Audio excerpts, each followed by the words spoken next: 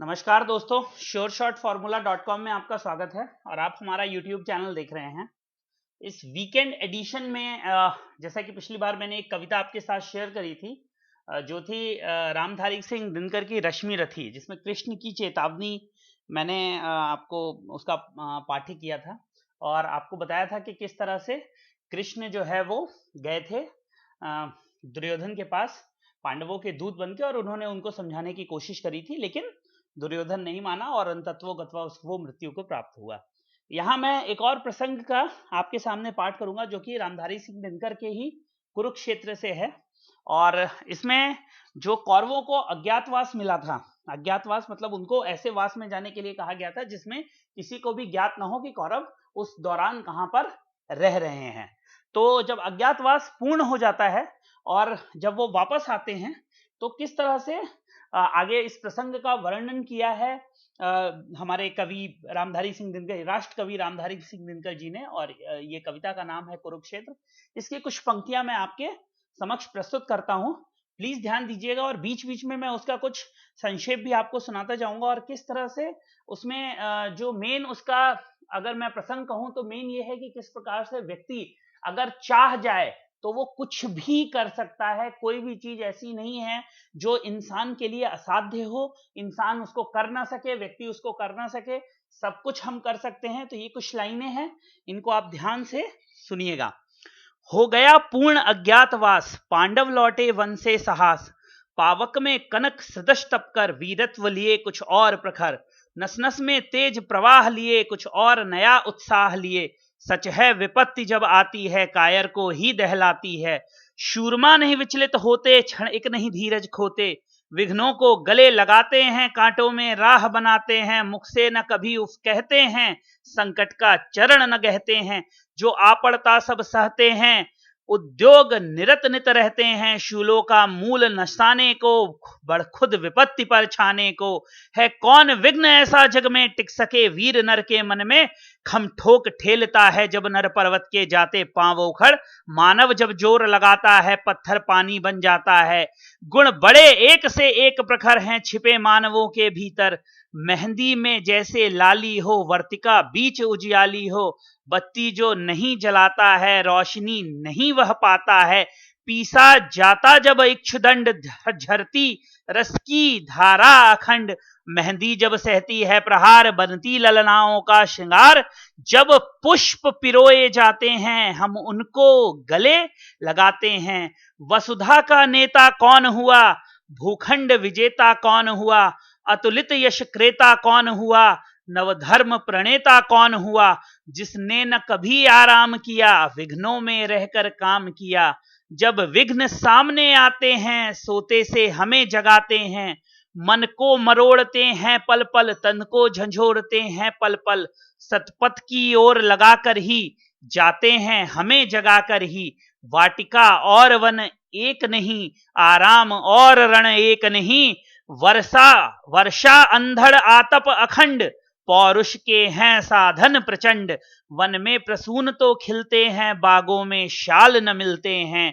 कंकड़ियां जिनकी सेज सुघर छाया देता केवल अंबर, विपदाएं दूध पिलाती हैं लोरियां आंधियां सुनाती हैं, जो लाक्षा ग्रह में जलते हैं वे ही शूरमा निकलते हैं, बढ़कर विपत्तियों पर छा जा मेरे किशोर मेरे राजा, जीवन का रस छन जाने दे तन को पत्थर बन जाने दे, तू स्वयं तेज भयकारी है क्या कर सकती चिंगारी है। उम्मीद करता हूं दोस्तों जो भी लोग इस पोयम को इस कविता को सुन रहे होंगे उनके जो रोए हैं वो खड़े हो गए होंगे। ये वीर रस से परिपूर्ण कविता है। यह हमें ये बताती है कि जीवन में कठिनाइयां कितनी भी हों, समस्याएं कितनी भी हों, परेशानियां कितनी भी हों, लेकिन अगर व्यक्ति अपने संपूर्ण मन से प्रयास करे तो वो उनको पार करके जरूर ही सफलता प्राप्त कर सकता है।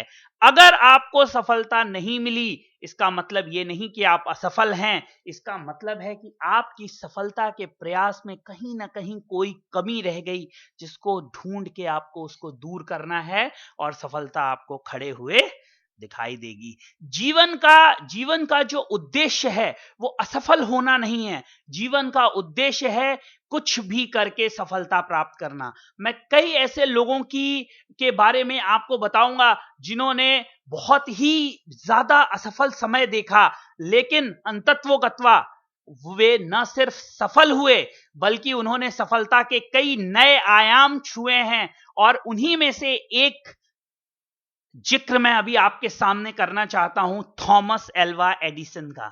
मैं उम्मीद करता हूं या मुझे भरोसा है कि थॉमस एल्वा एडिसन का नाम आप सभी लोगों ने सुना होगा, या तो अपने छात्र जीवन में सुना होगा या कभी किसी कहानी में आपने पढ़ा होगा। लेकिन अगर आपने नहीं भी पढ़ा है तो जो मैं आपको बताने जा रहा हूं, जो मैं सुनाने जा रहा हूं, जो कहने जा रहा हूं, उसको बहुत ध्यान से सुनिएगा और आपको समझ में आएगा कि किस तरह से एटीट्यूड चेंज होने से जीवन का संपूर्ण जो प्रभाव क्षेत्र होता है वो बदल जाता है। तो ये थॉमस एल्वा एडिसन के जीवन की बात है। शुरू में वो एक स्कूल में पढ़ते थे। एक दिन उनके प्रधानाचार्य ने उनको एक लेटर दिया और बोला कि आप जाके अपनी माता जी को ये लेटर दे दीजिएगा। तो वो उस लेटर को लाए और उन्होंने उसको अपनी माता जी को दे दिया।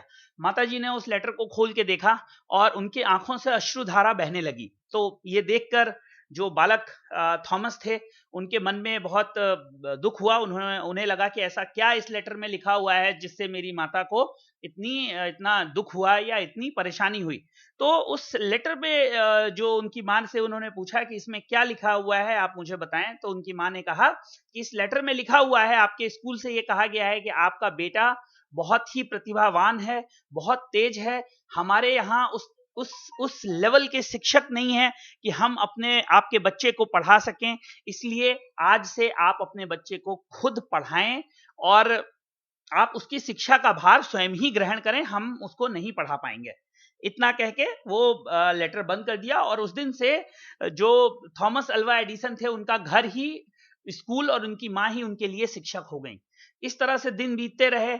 लास्ट में जाके और मतलब बहुत मेहनत करके प्रयास करके उन्होंने बल्ब का आविष्कार किया। उसकी भी एक कहानी है। 11,000 बार थॉमस एल्वा एडिसन फेल हुए और अंतत्वगत्वा उन्होंने बल्ब का आविष्कार किया, जिससे कि आज जो मतलब इतिहास के सबसे महत्वपूर्ण आविष्कारों में से एक जाना जाता है, माना जाता है। और आज भी जब भी हम कहीं रोशनी देखते हैं तो हमें उनका ध्यान सहर्षा ही आ जाता है। यदि आपके बच्चे पढ़ते हो तो आप ये चीज समझ सकेंगे, जब भी आविष्कारों में किसने आविष्कार आविष्कार किया उसमें थॉमस एल्वा एडिसन बल्ब के आगे हमेशा लिखे जाते हैं। चलिए, तो हम 11,000 बार जब वो फेल हुए और एक उन्होंने इसका आविष्कार होने के बाद जब उन्होंने प्रसिद्धि प्राप्त की तो एक ने उनसे पूछा कि आप 11,000 बार फेल हुए, आपको कभी भी ऐसा नहीं लगा कि डर नहीं लगा या क्षोभ नहीं लगा या आपको ऐसा नहीं लगा कि ये काम मैं नहीं कर सकता? बोले, किसने कहा मैं 11,000 बार फेल हुआ, असफल हुआ?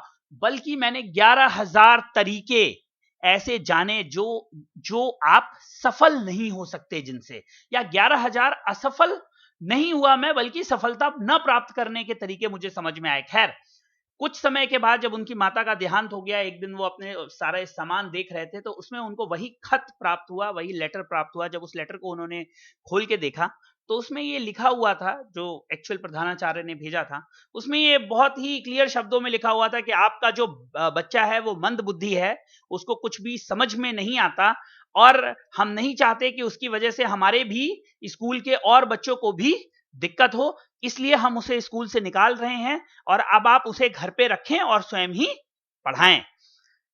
तो जो थॉमस ने अपनी किताब लिखी उसमें उन्होंने ये लिखा कि मेरी मां ने एक मंद बुद्धि थॉमस एडिसन को एक प्रखर और बुद्धिमान थॉमस एडिसन बना दिया। तो ये वो इसको कहते हैं, अगर आप नजर बदलेंगे तो नजरिया अपने आप बदल जाएगा। It is all about attitude, it is all about how. इसी टॉपिक पे, इसी तरह की बात पे एक मैंने बहुत अच्छा वीडियो बनाया है जिसमें एटीट्यूड एंड सेल्फ कॉन्फिडेंस है। देखिए, attitude is related to self confidence. जिस दिन तक आप स्वयं में उत्सर्जित रहेंगे, जब तक आपके अंदर वो अग्नि प्रज्वलित रहेगी, संसार का कोई भी कार्य ऐसा नहीं है मित्रों जो असाध्य हो। काम कोई भी किया जा सकता है, उसको करने की लगन होनी चाहिए, और वो लगन बाहर से नहीं आनी चाहिए, वो लगन आपके अंदर से आनी चाहिए। वो सूर्य जो है वो बाहर के प्रकाश से प्रकाशित नहीं होता, इसलिए वो हमेशा प्रकाशवान रहता है, जबकि तारे जो हैं वो दूसरों के प्रकाश से प्रकाशित रहते हैं, इसलिए जब वो उनके सामने होता है तो वो प्रकाशित होते हैं, जब वो वहां से चला जाता है या उनसे कुछ ज्यादा प्रकाशवान चीज आ जाती है तो उनका प्रकाश क्षीण हो जाता है या खत्म हो जाता है। तो वही व्यक्ति, वही सोच या वही इच्छा आपकी हमेशा प्रज्वलित रहेगी जो आपके अंदर से निकलेगी। सफलता आपको तभी मिलेगी जब आप सफलता सच्चे मन से चाहेंगे। कोई भी ऐसा कार्य जिसके लिए कोई आपको संप्रेषित करेगा या कोई आप पे दबाव बनाएगा, चाहे वो कितना भी अच्छा क्यों ना हो, आप नहीं कर पाएंगे। और चाहे वो आईएएस बनना हो, चाहे वो चोर बनना हो, जब तक आपके दिल से वो नहीं निकलेगा तब तक ना तो आप चोर बन सकते हैं और ना आप आईएएस बन सकते हैं। कोई भी काम आप तभी कर सकते हैं जब आप उसको करने की इच्छा रखेंगे, और इच्छा रखने मात्र से ही कार्य पूर्ण नहीं होते। कार्याणि न मनोरथे सुप्तस्य सिंहस्य प्रवेशन्ति मुखे मृगा।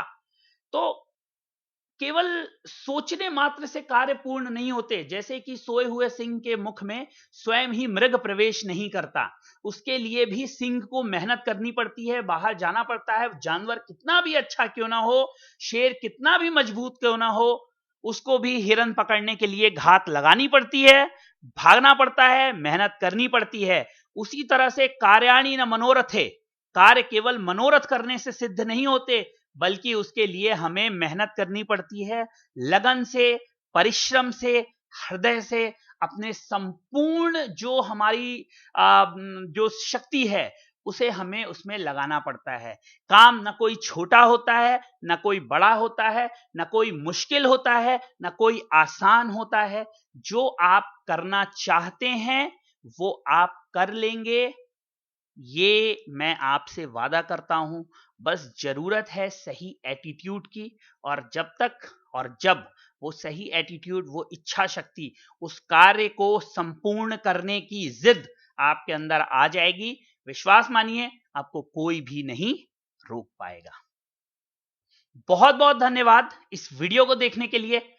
अगर ये वीडियो आपको पसंद आया, मेरी कविता आपको पसंद आई, मेरी बातें आपको अच्छी लगी, तो इसको लाइक करना मत भूलिएगा। एक थम्स अप बहुत बड़ा एप्रिसिएशन है आपकी तरफ से मेरे लिए।